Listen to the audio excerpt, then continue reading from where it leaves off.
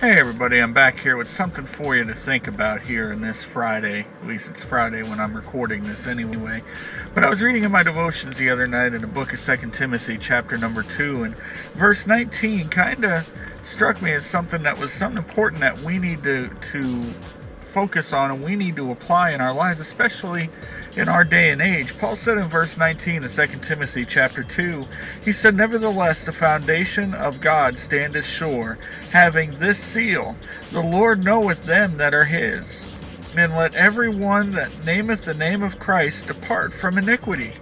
Friends, what Paul's teaching us here is something that's important, because a lot of times when it's at church, when it's at work, when you're around your family, a lot of times you put on a facade, a false front.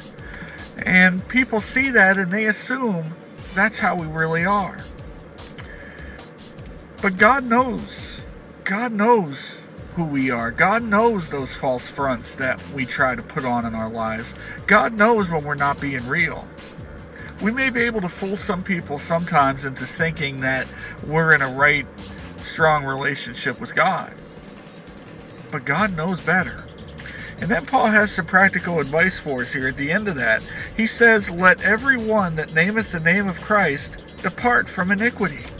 Friends, iniquity is another word for sin.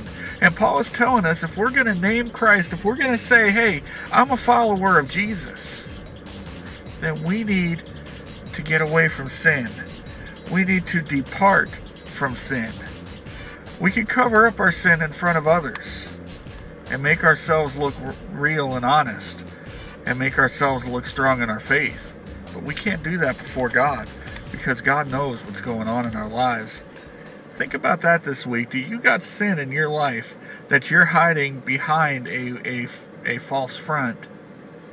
Confess it to God and get things made right. Hey, have a great time, great day, great weekend, and I'll see you next time.